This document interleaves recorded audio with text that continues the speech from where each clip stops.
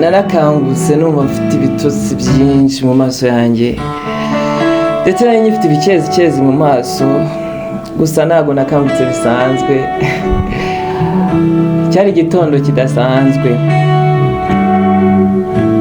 Hari ikidasanzwe nabonye iruhande rwanjye, nari ngiye gufata telefone ngo mpamagare ariko nsanga ikidasanzwe iruhande rwanjye.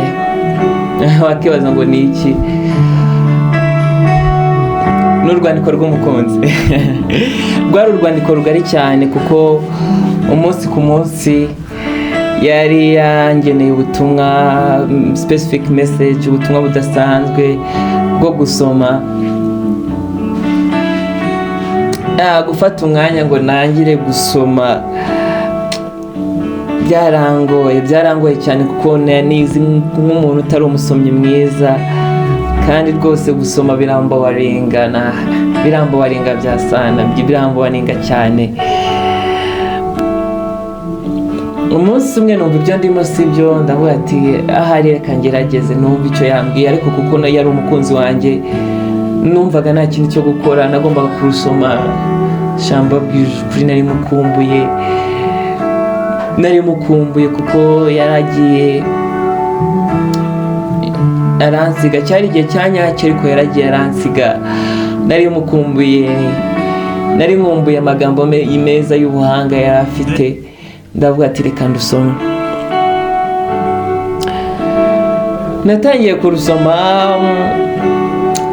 nakubeshye numvaga nari gusobanukirwa. Nababwiye ko uyu mukunzi wanjye yari umuhanga cyane, ntabwo nari ndi gusobanukirwa pe. Gusa kuko ari urwandiko rw'umukunzi narahatirije, nkajya nishyiraho gahunda yo kurusoma, rimwe na rimwe bigapfa, ariko narahatirije ndasoma.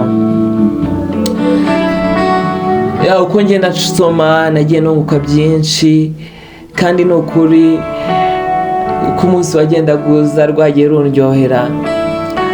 Rimwe na rimwe numva nakirwa ndusoma bukira bugacya. Urwo rwandiko rwaminduriye ubuzima, rwambereye umwarimu udasaba Minerval. Rwaranyigishije, rwanyeretse amakosa yanjye, rwanyeretse inzira zose nzanyuramo kugira ngo twongere guhura n'umukunzi wanjye.